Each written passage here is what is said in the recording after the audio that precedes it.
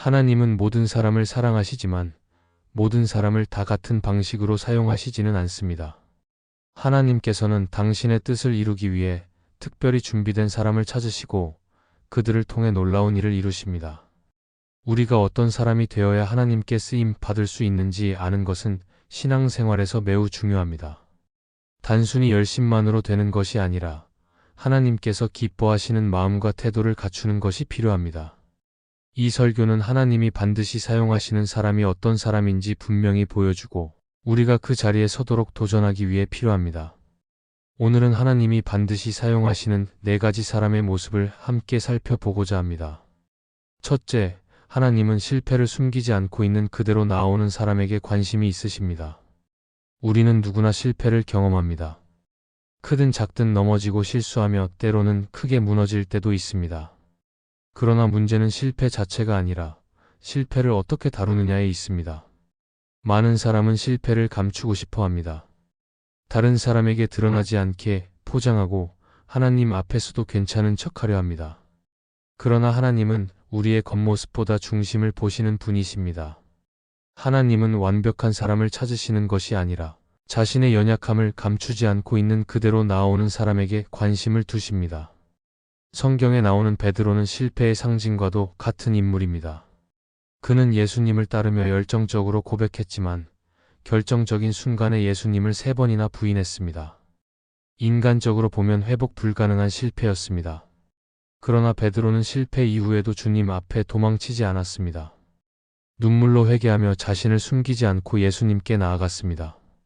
그 결과 예수님은 그를 다시 부르시고 초대 교회의 기둥으로 사용하셨습니다. 베드로의 이야기는 실패를 숨기지 않고 하나님 앞에 드러낼 때 오히려 그것이 하나님의 쓰임을 받는 길이 될 수 있음을 보여줍니다.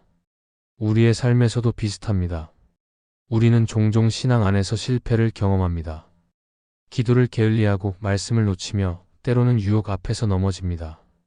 그러나 그때 중요한 것은 숨기지 않고 하나님께 나아가는 것입니다. 하나님은 실패 자체 때문에 우리를 버리시는 분이 아니라 그 실패를 통해 우리를 다시 세우시는 분이십니다. 실패를 인정할 때 우리는 교만이 깨어지고 하나님의 은혜가 더 깊이 들어올 수 있는 자리가 열립니다. 실패를 숨기지 않는 태도는 또한 정직을 낳습니다. 다른 사람 앞에서까지 완벽하게 보이려는 마음을 내려놓으면 우리의 신앙은 더 진실해집니다. 하나님은 화려하고 흠없는 겉모습보다 진실하고 정직한 마음을 귀하게 여기십니다. 그러므로 실패를 숨기지 않고 고백하는 순간 우리는 하나님 앞에서 진정한 회복을 경험할 수 있습니다. 현실 속에서도 이런 경험을 할 때가 있습니다. 가정에서 부모로서, 직장에서 한 구성원으로서, 또는 교회에서 한 신앙인으로서 우리는 실수를 합니다. 그러나 실수를 숨기고 모른 척할 때는 관계가 더 멀어지고 문제는 해결되지 않습니다. 반대로 잘못을 인정하고 있는 그대로 나아갈 때 오히려 회복이 시작됩니다. 하나님 앞에서도 마찬가지입니다. 실패를 솔직히 드러낼 때 하나님의 용서와 위로가 임하고 다시 시작할 힘이 주어집니다. 결국 하나님은 실패하지 않는 사람을 찾지 않으십니다. 하나님은 실패를 두려워하지 않고 그것을 가지고 하나님께 나아오는 사람을 찾으십니다.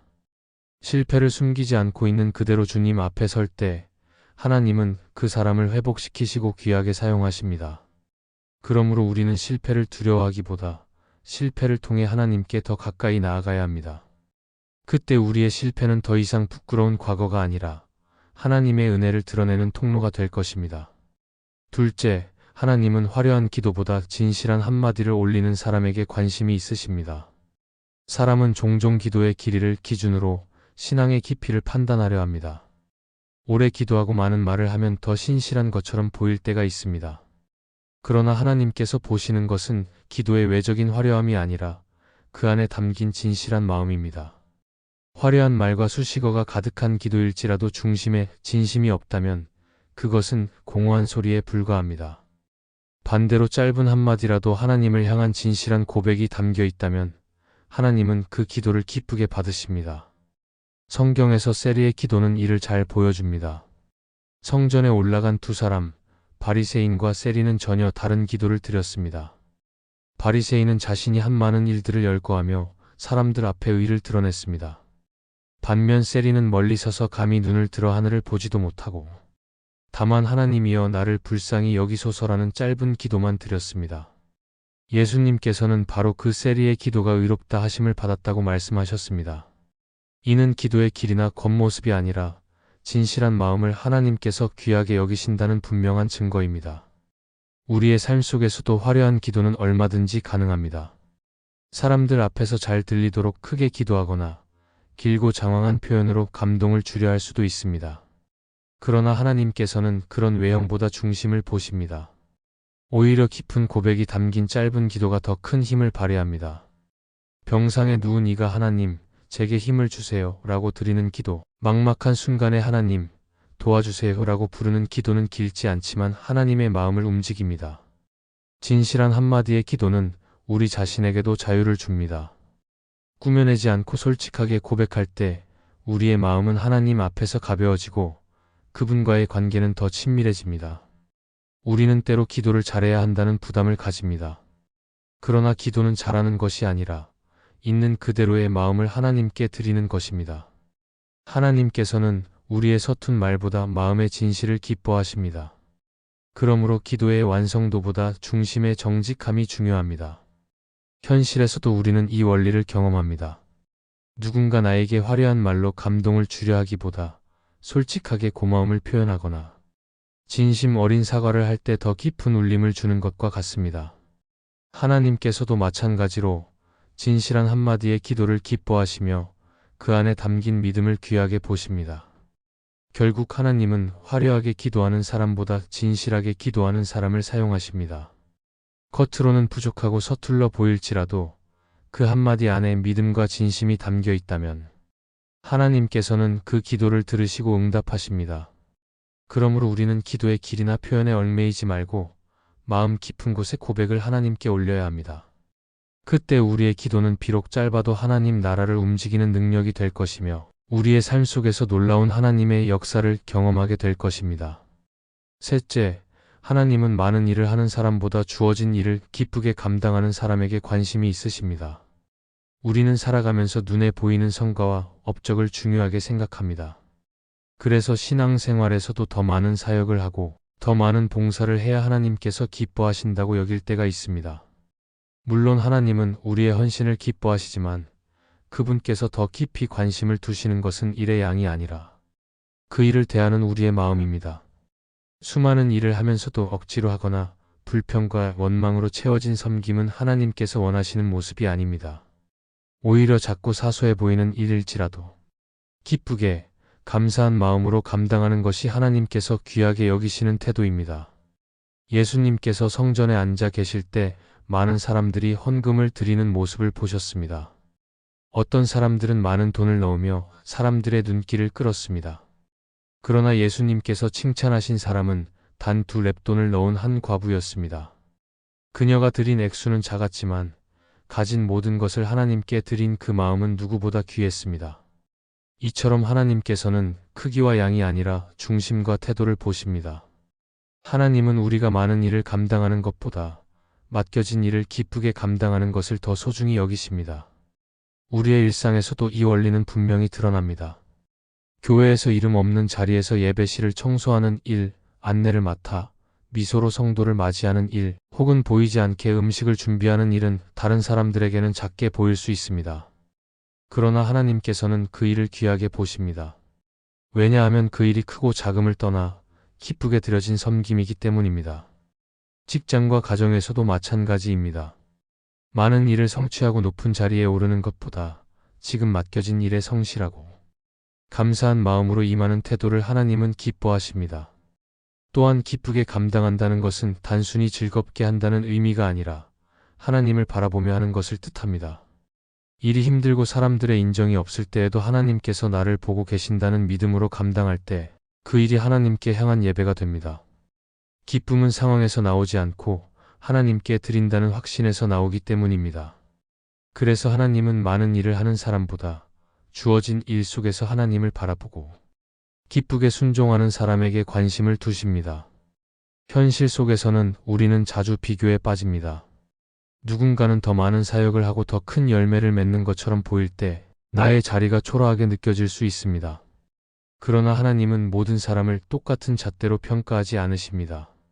하나님은 각자에게 맡기신 분량을 보시고 그 안에서 얼마나 기쁘게 감당했는지를 보십니다. 비교로 인해 낙심할 필요가 없고 오히려 하나님께서 내게 맡기신 자리를 소중히 여기며 충성할 때 하나님은 그 사람을 반드시 사용하십니다. 결국 하나님은 우리의 성과를 기준으로 보지 않으십니다. 하나님은 우리의 태도를 보시며 기쁘게 감당하는 마음을 귀하게 여기십니다. 그러므로 우리는 더 많은 일을 하려고 애쓰기보다 지금 내게 주어진 일을 감사함으로 충실히 감당하는 것이 중요합니다. 그것이 하나님이 기뻐하시고 그분이 반드시 사용하시는 사람의 모습입니다.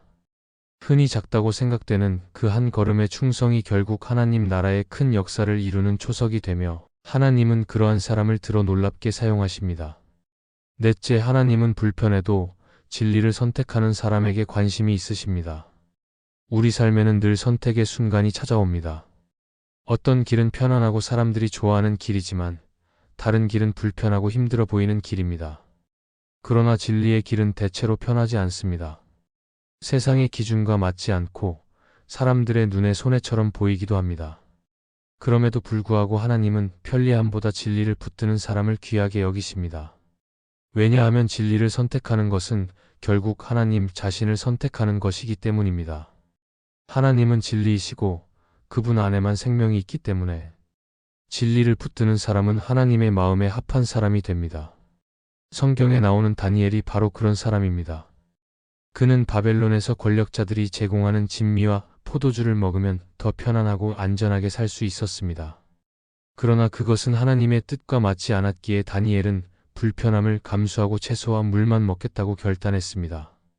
그의 선택은 단순한 음식의 문제가 아니라 하나님 앞에서 거룩함을 지키겠다는 진리의 선택이었습니다. 다니엘은 편안함보다 진리를 붙들었고 하나님은 그를 크게 들어 사용하셨습니다. 우리의 일상에서도 비슷한 선택의 순간이 있습니다. 정직하게 살면 불편을 겪을 수 있고 진실을 말하면 관계가 틀어질 수 있으며 신앙을 지키면 사회 속에서 불이익을 받을 수도 있습니다. 그래서 우리는 쉽게 타협하고 싶어집니다. 그러나 하나님은 그런 순간에도 불편함을 무릅쓰고 진리를 선택하는 사람을 귀하게 보십니다. 진리는 우리를 자유롭게 하지만 처음에는 희생을 요구하기 때문입니다. 그 희생을 기꺼이 감수하는 사람을 하나님은 반드시 사용하십니다. 팀 켈러는 그의 책 기도에서 이렇게 말했습니다. 우리가 진리에 순종하려 할 때 하나님은 우리의 기도를 통해 세상을 바꾸기도 하시지만 무엇보다 우리 자신을 먼저 바꾸신다. 이 말은 진리를 선택하는 것이 단순히 옳은 일을 하는 차원을 넘어 하나님께서 우리 안에서 먼저 역사를 이루시는 과정임을 보여줍니다. 불편을 감수하고 진리를 선택할 때 하나님은 우리의 성품을 빚으시고 그 과정을 통해 하나님의 나라를 확장해 가십니다. 진리를 선택하는 것은 때로 외롭고 힘든 길이 될 수 있습니다. 그러나 그 길은 결국 하나님께서 책임지시는 길입니다. 사람들에게는 오해를 받을 수 있지만 하나님은 그 선택을 기억하시고 언젠가 반드시 보상하십니다. 반대로 순간의 편안함을 위해 진리를 저버리면 당장은 문제가 없어 보일지라도 결국 그 길은 무너지고 후회로 가득 차게 됩니다. 하나님은 세상의 박수보다 진리를 붙든 한 사람을 통해 더 큰 일을 이루십니다. 그러므로 우리는 편안함을 선택하기보다 진리를 선택해야 합니다. 진리는 때로 우리를 불편하게 만들지만 그 불편함 속에서 하나님을 더 깊이 경험하게 합니다. 진리를 지키는 사람은 하나님께서 반드시 사용하시며 그 삶을 통해 세상에 하나님의 빛이 드러나게 됩니다. 결국 중요한 것은 내가 편하냐 불편하냐가 아니라 하나님께서 기뻐하시는 길이 무엇이냐입니다. 하나님은 불편해도 진리를 선택하는 그 사람을 붙드시고 그의 삶을 통해 하나님의 뜻을 놀랍게 이루십니다. 하나님은 완벽해 보이는 사람을 찾으시는 것이 아니라 진실하게 하나님 앞에 서는 사람을 찾으십니다. 실패를 숨기지 않고 그대로 나오는 사람, 화려한 말보다 진실한 한마디로 기도하는 사람, 많은 일을 하기보다 맡겨진 일을 기쁘게 감당하는 사람, 그리고 불편해도 진리를 선택하는 사람이 바로 하나님께 쓰임 받는 사람입니다. 우리의 조건이나 능력이 아니라 하나님을 향한 중심과 태도가 하나님의 손에 붙들릴 수 있는 길이 됩니다.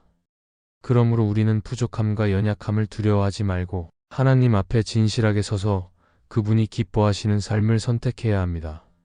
그럴 때 하나님은 반드시 우리를 사용하시고 우리의 삶을 통해 하나님의 뜻을 이루실 것입니다. 이 말씀이 마음에 은혜가 되셨다면 좋아요와 구독으로 함께 해주세요. 그리고 댓글에 아멘이라고 남겨주시면 하나님의 은혜가 더 많은 사람들에게 전해질 것입니다. 여러분의 삶 위에 하나님의 은혜가 언제나 함께 하시기를 바랍니다. 감사합니다.